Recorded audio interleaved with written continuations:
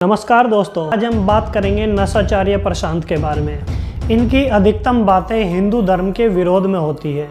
अब हिंदू लोग पैसा कमाने में इतने व्यस्त हैं कि उनको पढ़ने का तो टाइम है नहीं, तो कोई टाई वाई लगा के अच्छा कैमरा सेट करके जो कुछ भी बता देता है, हिंदू लोगों को लगता है यही सच है।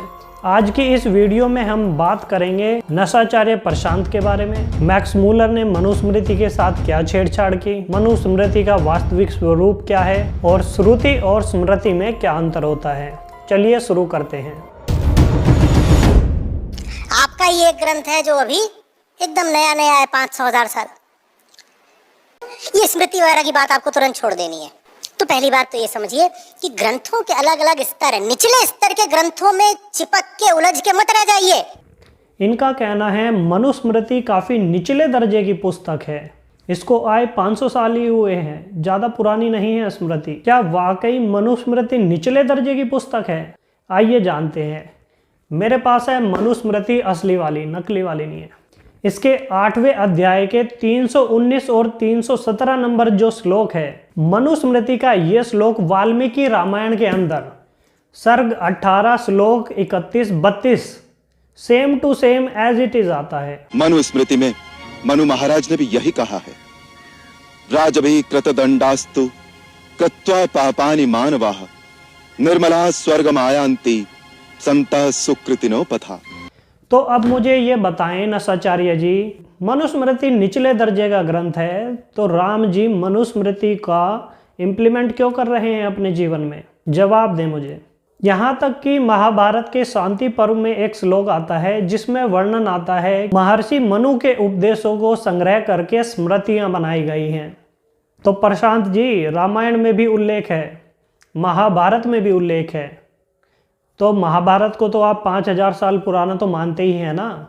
अब रामायण को 10 लाख साल पुराना तो आप मानते नहीं हो, तो मनुस्मृति की प्राचीनता 5000 साल तो माननी पड़ेगी आपको। तो ये 500 साल पुरानी कहाँ से उठा के लेके आ रहे हो? श्री शंकराचार्य जी ने भी मनुस्मृति को अपने शास्त्र में उल्लेख किया है।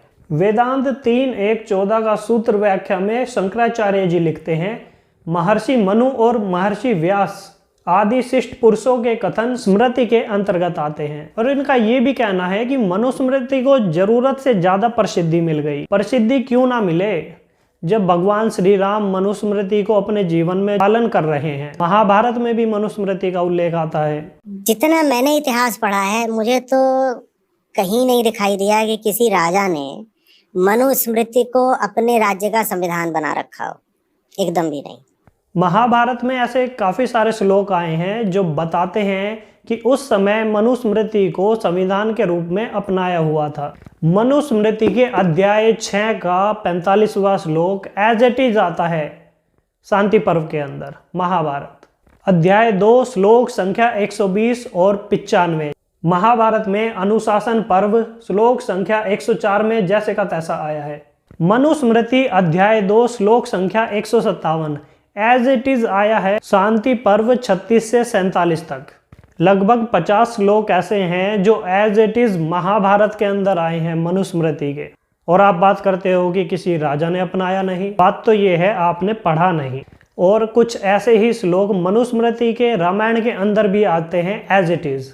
मनुस्मृति अध्याय 8 श्लोक संख्या 316 ज्यों का त्यों आया है रामायण किष्किंधा कांड 1832 के अंदर। इससे ये सिद्ध होता है श्रीमान, मनुस्मृति रामायण से पहले ही विद्यमान थी और आप इसको 500 वर्ष पुराना किस आधार पे बता रहे हो? मनुस्मृति में विशेषकर ऐसा कुछ भी नहीं है जिसको बहुत महत्व दिया जा सके, जबकि मनुस्मृति में ऐसा बहुत कुछ है और सब कुछ है जिसको महत्व दिया जा सकता है। लेकिन अब आप अंग्रेजों की ट्रांसलेट की गई मनुस्मृति, या फिर यूं कहें अंग्रेजों द्वारा बनाई गई मनुस्मृति पढ़ोगे, जिसका आधार फूट डालना था समाज के अंदर, तो उसमें अच्छी चीज़ आपको मिलेगी कहाँ से? आप मूल स्मृति पढ़िए, उसके अंदर आपको कुछ भी आपत्तिजनक नहीं मिलने वाला।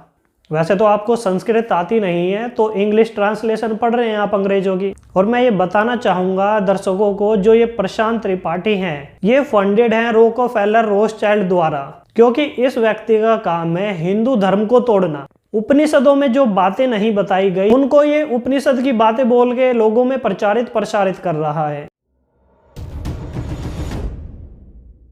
मैक्स मूलर संस्कृत का विद्वान था जो जर्मनी में रहता था, कभी भारत नहीं आया था। ब्रिटिश सरकार ने उसको ये टास्क दिया था कि भारत के जितने भी शास्त्र है उनमें छेड़छाड़ करके तैयार किया जाए ताकि भारत में आपस में ही लोगों को लड़वा दिया जाए, ताकि वो लोग अंग्रेजों से लड़ने के लिए एकजुट हो ही ना पाए, और साथ ही साथ भारत की एक बड़ी आबादी को ईसाई धर्म में कन्वर्ट किया जा सके। इस योजना के तहत मैक्स मूलर ने शास्त्रों के साथ मिलावट की, शास्त्रों में छेड़छाड़ की, शास्त्र प्रचारित प्रसारित किए गए। और इसमें मुख्य बात यह है कि मैक्स मूलर को ही यह काम क्यों दिया गया, क्योंकि मैक्स मूलर जर्मनी से था। अगर कोई ब्रिटिश व्यक्ति शास्त्रों का ट्रांसलेशन करता तो लोग तो पहले ही अंग्रेजों से गुस्सा थे, तो ब्रिटिश द्वारा ट्रांसलेटेड किए गए शास्त्रों को कोई पढ़ेगा क्यों? तो इस कारण मैक्स मूलर को यह काम दिया गया था।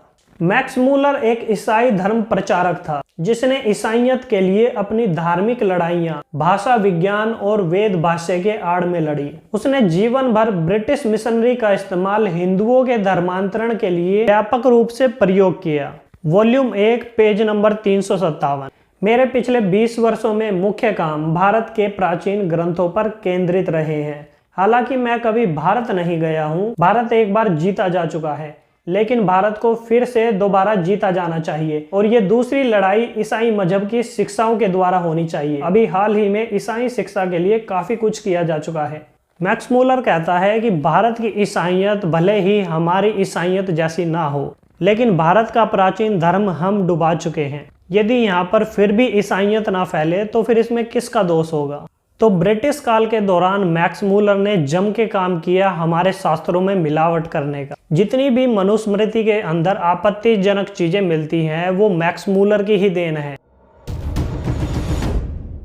मनुस्मृति में मिलावट की गई इस बात को गांधी जी भी स्वीकार करते हैं। गांधी जी की वर्ण व्यवस्था नामक पुस्तक में ये स्वीकार किया है मनुस्मृति में पाई जाने वाली आपत्तिजनक चीजें बाद में मिलाई गई हैं। भारत के पूर्व राष्ट्रपति राधा कृष्णन और रविंद्रनाथ टैगोर भी मनुस्मृति में मिलावट का अस्तित्व स्वीकार करते हैं। भीमराव अंबेडकर इस बात से परिचित थे कि मनुस्मृति में मिलावट की गई है, लेकिन फिर भी उन्होंने उसको जलाया क्योंकि वो एक पॉलिटिकल स्टंट था। क्योंकि अंबेडकर साहब ने रामायण और महाभारत में मिलावट स्वीकार की है, तो क्या उन्हें मनुस्मृति के बारे में नहीं पता था? लेकिन फिर भी उन्होंने मनुस्मृति पर चुप्पी साध ली और मनुस्मृति को जलाया। अंबेडकर वाङ्मय खंड 7 पेज नंबर 120 और 130। अंबेडकर साहब कहते हैं महाभारत की तरह रामायण में भी मिलावट की गई है। अंबेडकर साहब कहते हैं महाभारत के अंदर 8000 से ज्यादा श्लोक नहीं थे। इन उदाहरण से स्पष्ट होता है अंबेडकर साहब प्राचीन ग्रंथों में मिलावट के अस्तित्व को स्वीकार करते थे।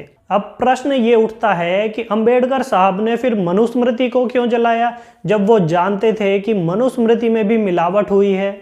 इसका कारण ये है कि अंबेडकर साहब खुद को दलितों के नेता के रूप में खुद को स्थापित करना चाहते थे, इसलिए मनुस्मृति का विरोध सफलता की गारंटी था, जो कि वो इस चीज में सफल भी रहे।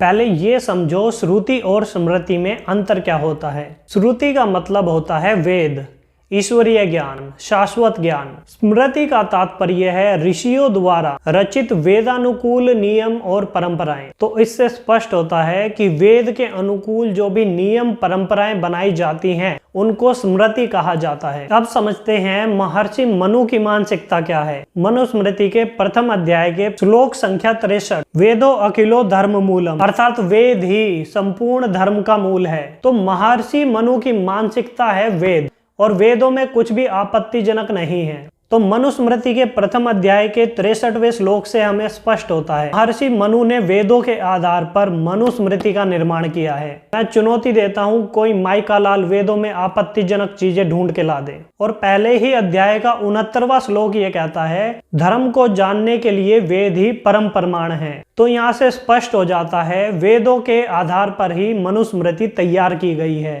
तो यदि मनुस्मृति में जो भी आपत्तिजनक चीजें मिलती हैं वो मनुस्मृति का हिस्सा नहीं है, वो मैक्स मूलर जैसे कपटी लोगों द्वारा मनुस्मृति में जोड़ी गई हैं। जो मैक्स मूलर द्वारा मनुस्मृति बनाई गई है उसके अंदर 2685 श्लोक हैं और वो आपको मार्केट में आसानी से मिल जाएगी। और जो असली मनुस्मृति है उसके अंदर है 1214 श्लोक, जो कि ये वाली है। इसको छोड़ के जो भी मनुस्मृति मार्केट में उपलब्ध है वो सारी मिलावटी है, मैक्स मूलर जैसे कपटियों द्वारा बनाई गई है, मुगल काल में मिलावट की गई है। तो असली मनुस्मृति पढ़नी है तो ये वाली पढ़ना। मनुस्मृति के अंदर 12 अध्याय हैं। इसके अंदर आपको सृष्टि के बारे में जानने को मिलेगा, आपको ब्रह्मचर्य के बारे में जानने को मिलेगा, इसमें आपको गृहस्थ के बारे में जानने को मिलेगा, राजवर्ग, दंड व्यवस्था, मोक्ष, धर्म इत्यादि चीजें जानने को मिलेंगी। मनुस्मृति की जिन बातों को लेकर गर्मा गर्मी रहती है, थोड़ा उन विषय में भी बात कर लेते हैं। जिन विषयों को लेकर गर्मा गर्मी रहती है वो मैक्स मूलर जैसे हरामखोरों द्वारा मिलाए गए हैं, वो मूल मनुस्मृति का हिस्सा नहीं है। ब्राह्मणों को लेकर बहुत गलत चीजें फैलाई गई हैं मनुस्मृति के नाम पर। आइए जानते हैं सच्चाई क्या है। मनुस्मृति अध्याय 1 श्लोक संख्या 51। ब्राह्मण कौन बन सकता है और ब्राह्मण कौन कहलाने योग्य है, जानते हैं। ब्राह्मण वर्ण को धारण करने वाले मनुष्य के लिए पढ़ना पढ़ाना तथा यज्ञ करना कराना, श्रेष्ठों को श्रेष्ठ कार्यों में दान देना और लेना, ये 6 कर्म निर्धारित किए गए हैं ब्राह्मण के लिए। तो यहाँ पे तो कहीं नहीं आया कि जन्म से कोई ब्राह्मण होता है। ये 6 कर्म करेगा तो ही ब्राह्मण कहलाएगा। तो लोगों के बहकावे में मत आओ, पढ़ना चालू करो। पढ़ना अध्याय 10 श्लोक संख्या 14 में उल्लेख आता है कि व्यक्ति अपना वर्ण भी चेंज कर सकता है। आइए देखते हैं। ब्राह्मण कुल में उत्पन्न व्यक्ति यदि अपने निर्धारित कर्तव्य का पालन ना करे तो वो शूद्र वर्ण में पतित हो जाता है। कोई भेदभाव नहीं है, कोई ऊंच नीच नहीं है। अगर ब्राह्मण के जो कर्तव्य बताए गए हैं, अगर वो उन कर्तव्यों का पालन नहीं करेगा तो वो शूद्र बन जाएगा। फिर आगे क्या लिखा है? शूद्र कुल में उत्पन्न व्यक्ति जीवन में कभी भी ब्राह्मण वर्ण की शिक्षा प्राप्त करके ब्राह्मण वर्ण को ग्रहण कर सकता है।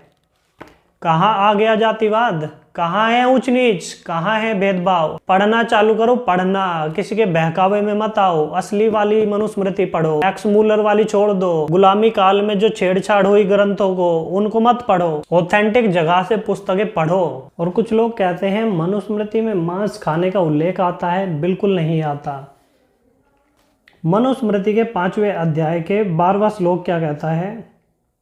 10वां, 11वां, 12वां श्लोक कहता है, प्राणियों की हिंसा किए बिना मांस प्राप्त नहीं हो सकता। जीवों की हत्या करना सुखदायक और मोक्षदायक नहीं है, इस कारण मांस नहीं खाना चाहिए। 11वें श्लोक में आता है, मनुष्य सब प्रकार के मांस भक्षण से दूर रहे। आशा करता हूँ मनुस्मृति से संबंधित जितनी भी शंकाएं हैं आपकी दूर हो गई होंगी।